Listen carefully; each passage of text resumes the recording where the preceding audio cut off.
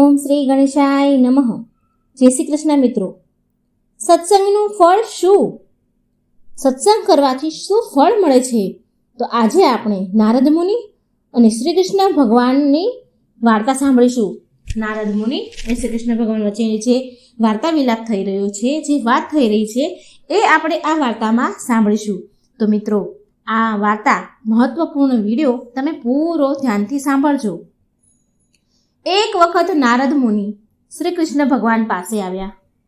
તેમણે પ્રશ્ન પૂછ્યો. નારદજી શ્રી કૃષ્ણ ભગવાનને કહે છે કે પ્રભુ, એક પ્રશ્ન છે, મને એનો જવાબ આપો કે સત્સંગનું ફળ શું છે? શું ફળ મળે છે સત્સંગ કરવાથી? ભગવાને સહજપણે કહ્યું, નારદજી, તમારા પ્રશ્નનો ઉત્તર તો આ નરકમાં પડેલો મોટો કીડો છે તે તમને આપશે. તેની પાસે જાઓ.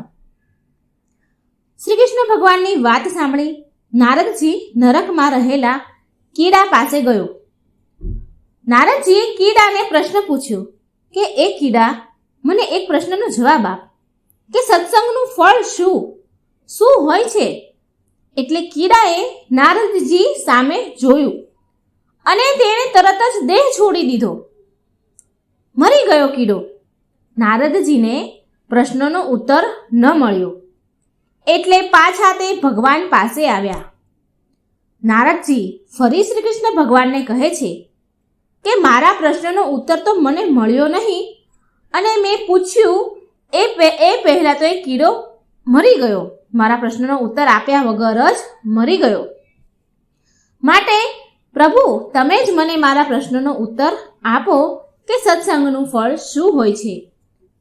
નારદજીની વાત સાંભળી ભગવાન ગંભીરતાપૂર્વક કહે છે, જુઓ, પેલા માળામાં તાજું જ જન્મેલું પોપટનું બચ્ચું છે.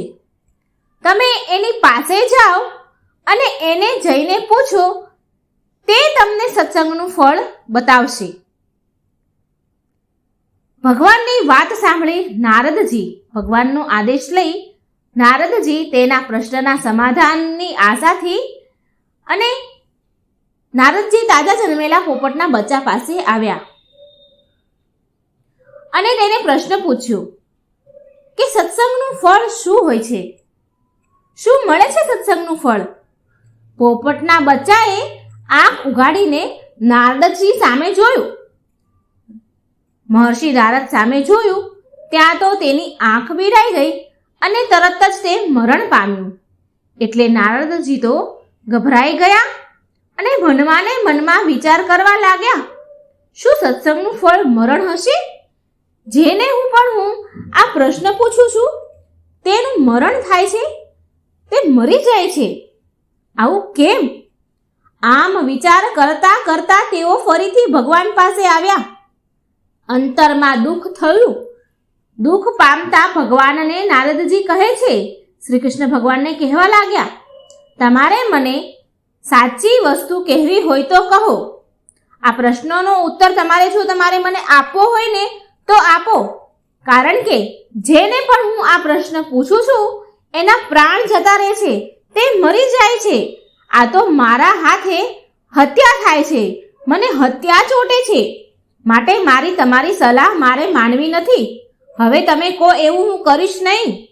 શ્રી કૃષ્ણ ભગવાન તો આ વાત સાંભળી હસવા લાગ્યા અને કહે છે, નારદજી, તમે અકળાશો નહીં, તમે હાકડા બાકડા થશો નહીં. તમારે જો આ પ્રશ્નનો ઉત્તર તમારે જાણવો હોય તો પેલું ગાયનું વાછરડું હમણાં જ જન્મ્યું છે તેને જઈને પૂછો. તમને તમારા મનનું સમાધાન, તમારા પ્રશ્નનું સમાધાન થઈ જશે. નારદજી પહેલાના પ્રસંગથી ખૂબ દુઃખી હતા, ક્ષોભ હતા. દુઃખી થતા ડરતા તે વાછરડા પાસે આવ્યા જે તાજું જન્મ્યું હતું. ધીરેથી તેના કાનમાં નારદજીએ પૂછ્યું કે સત્સંગનું ફળ શું? જવાબની રાહ જોતા નારદજી તો ઊભા છે. નારદજી ઊભા હતા, પરંતુ નારદજીના સામે વાછરડાએ જોયું અને નારદજીને જોતા જ વાછરડું ધરતી પર ઢળી પડ્યું અને મરી ગયું. આથી નારદજી અત્યંત નિરાશ થયા અને મનમાં વિચારે છે કે મને તો ગૌ હત્યાનું પાપ લાગ્યું. ગૌ હત્યાથી તેમનું મન ઉદાસ થઈ ગયું. તે નિરાશ થઈ ગયા.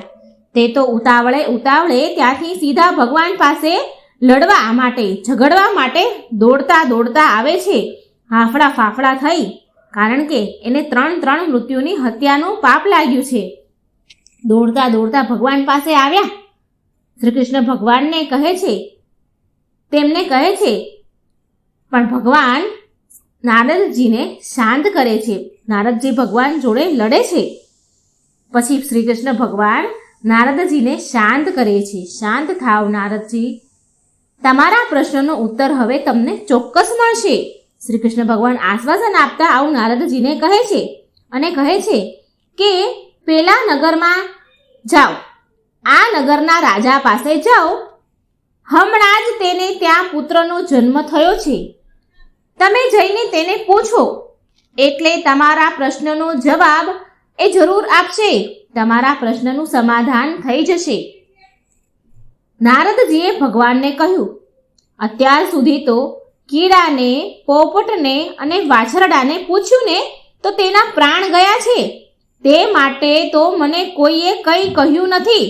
પણ હવે જો રાજા પાસે જાઓ અને ફરી તેમ જ થાય, ફરી તે રાજાના પુત્રનું મૃત્યુ થાય તો મારું તો શું થાય? મને આટલી બધી હત્યાઓનું પાપ ચડે. મારે હવે સત્સંગના ફળ જાણવું નથી. જે હોય એ, મારે હવે એ સત્સંગનું ફળ શું છે તેનો ઉત્તર મારે જોતો નથી. આપનો વિશ્વાસ હવે હું કરવાનો નથી. નારદજી ભગવાનને દુઃખી મનથી કહે છે. શ્રી કૃષ્ણ ભગવાન નારદજીને મનાવે છે અને કહેવા લાગ્યા, નારદજી, તે રાજપુત્ર તમને સત્સંગનું ફળ અવશ્ય કહેશે અને તે મરશે પણ નહીં. માટે તમે ત્યાં જાઓ અને તમારો જવાબ જાણી લો. નારદજી તેનું હૈયું કઠણ કરે છે. ભગવાનના મનાવાથી માની તો ગયા, પણ અંદર ડરતા તેનું હૈયું કઠણ કરીને હિંમત રાખીને રાજાને ત્યાં પહોંચ્યા અને તે રાજાના પુત્રને પ્રશ્ન પૂછ્યો કે ભાઈ, સત્સંગનું ફળ શું છે? આ પ્રશ્ન સાંભળી તે બાળક નારદજીને કહે છે. નારદજી સામે હસીને બોલ્યો, અરે નારદજી, હજી તમે સત્સંગનું ફળ શું છે તે સમજ્યા નથી? નારદજી તો થોડી વાર હેરાન રહી ગયા, આશ્ચર્ય થઈ ગયા. પણ તે બાળક નારદજીને કહે છે કે તમને હજી સત્સંગનું ફળ શું છે તે ખબર જ ન પડી કે આપે મને પહેલા પ્રશ્ન પૂછ્યો હતો ત્યારે હું કીડો હતો. તેમાંથી મને મુક્તિ મળી, તેમાંથી મને પોપટનું શરીર મળ્યું, પોપટનું શરીર પામ્યું. ત્યાં પણ આપના દર્શન થયા મને, ત્યાં પણ આપના દર્શનથી મને મુક્તિ મળી. મુક્ત થઈ અને હું વાછરડો બન્યો, ત્યાં પણ તમારા દર્શન થયા મને. આપના દર્શનથી ત્યાંથી પણ હું છૂટી ગયો અને રાજાના ઘરમાં જન્મ પામ્યો છું. આમ એક પછી એક ઉત્તમ યોનિને આપના જેવા સત્પુરુષના દર્શન માત્રથી જ પામ્યો છું. અહીં પણ મને આપના દર્શન થયા છે તો મારું જીવન સાર્થક થઈ ગયું. ફક્ત દર્શનનો જ આવો પ્રભાવ જો હોય તો હંમેશા જેમને સંતોનો સંગ કરવાનું વ્યસન પડે તો તેમની તો વાત જ શી કરવી. આ રીતે બાળક પાસેથી પ્રશ્નનું સમાધાન થવાથી પ્રસન્ન થયેલા નારદજી રાજાને આશીર્વાદ આપી અને ભગવાન પાસે જાય છે અને કહેવા લાગ્યા, હે શ્રી કૃષ્ણ, હે પ્રભુ, આપની અલૌકિક કળા તો કોઈ જાણી ન શકે, કોઈ કળી ન શકે તમારી કલાને. તો મિત્રો, આ હતી સરસ મજાની સત્સંગના ફળની વાર્તા. તો મિત્રો, સત્સંગ કરવાથી આપણને આવું અલૌકિક ફળ મળે છે. સત્સંગ કરવાથી ભવસાગર તરી જવાય છે. સત્સંગ કરવાથી નિર્ભયતા, નિશ્ચિતતા અને અખંડ શુભ વિચાર જણાય આવે છે. આવા ઘણા બધા ફાયદા આપણને સત્સંગ કરવાથી મળે છે.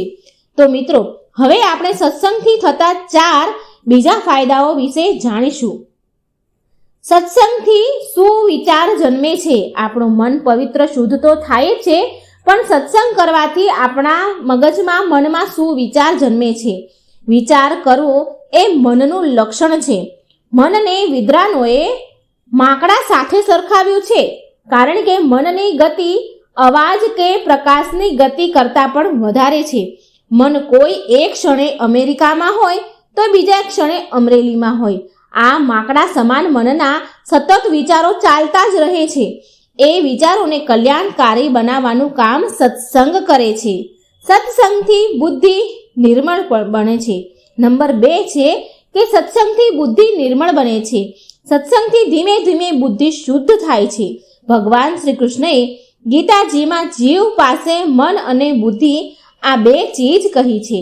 અહીં સત્સંગ દ્વારા મનના વિચારો શુભ બને છે અને બુદ્ધિ શુદ્ધ બને છે. સત્સંગ કરવા છતાં જો બુદ્ધિ શુદ્ધ ન થાય તો માનવું કે આપણે જે કરી રહ્યા છીએ તે સત્સંગ નથી પણ બીજું કંઈ છે. સત્સંગથી ચિત્તની એકાગ્રતા આવે છે. નંબર 3 છે, મહર્ષિ પતંજલિ કહે છે કે યોગથી ચિત્તનો નિરોધ થઈ શકે છે, અર્થાત ચિત્તની એકાગ્રતા મળી શકે છે. આ વાત 100% યથાર્થ છે કે પરંતુ જો કોઈ માણસ યોગ ન કરી શકે તો સત્સંગ કરવાથી પણ ચિત્તની સ્થિરતા મેળવી શકશે એ નક્કી છે. માણસનું ચિત્ત એવું છે કે કોઈને કોઈ વિષયમાં એકાગ્ર થઈ જવાનો સ્વભાવ ધરાવે છે. સતત વ્યસ્ત રહેવું એ ચિત્તનો સ્વભાવ છે. સંસારની ક્ષણભંગુર કોઈને કોઈ બાબત ચિત્તે ચોંટી જાય છે. ચિત્તડું ભટકી જાય છે, ભૂલ ભૂલામણીમાં ભટકી જાય છે, એવું બને છે. ત્યારે સત્સંગ એક એવી સ્થિતિ છે જેમાં ચિત્ત એકાગ્ર થઈ જાય છે. ચોથા નંબરમાં છે સત્સંગથી અહંકારનો નાશ થાય છે. ગોપીઓને મદ આવ્યો હતો. શ્રી કૃષ્ણ ભગવાનની ગોપીઓને મદ આવ્યો કે કૃષ્ણને અમારા વગર ચાલતું નથી, આવો અહમ આવી ગયો અને કૃષ્ણ અદ્રશ્ય થઈ ગયા. કૃષ્ણની હયાતીની ઘટનાથી આવેલો મદ અહંકાર કૃષ્ણ અદ્રશ્ય થયા ત્યાં નામ શેષ થઈ ગયું. કોઈને સત્તા, સંપત્તિ, શક્તિ કે સુંદરતાથી મદ કે અહંકાર આવે છે, પણ મદ માટે જવાબદાર ઘટના પૂરી થાય કે અહંકાર પૂરો થઈ જાય છે. આ અહંકારનું લક્ષણ મદિરા જેવું છે. જ્યાં સુધી મદિરાનો નશો હોય એટલે કે મદ હોય ત્યાં સુધી માણસનું વર્તન અયોગ્ય હોય છે અને જેવો મદિરાનો નશો ઉતરે છે તેઓ ફરી પાછો માણસ મૂળ સ્વરૂપમાં આવી જાય છે. અહંકાર મદ નશા કરતાં વધુ ખતરનાક છે, કારણ કે અહંકાર ઘટનાગત નથી પરંતુ સ્વભાવગત હોય છે તથા પ્રાણ અને પ્રકૃતિ બંને સાથે જતા હોવાથી સ્વભાવગત અહંકાર પણ મૃત્યુ સમયે જ નાશ પામતો હોય છે. પરંતુ માનવી જીવતો રહે અને એનો અહંકાર મરે તે માટે સત્સંગ અક્ષીર ઈલાજ છે. સત્સંગ એની દવા છે. તો મિત્રો, આજની આ સ્ટોરી તમને કેવી લાગી જરૂર કમેન્ટ કરજો અને સારી લાગી હોય તો વિડીયોને લાઈક, શેર કરજો. અમારી ચેનલને સબસ્ક્રાઈબ પણ જરૂરથી કરજો. જય શ્રી કૃષ્ણ. રાધે રાધે. Thank you.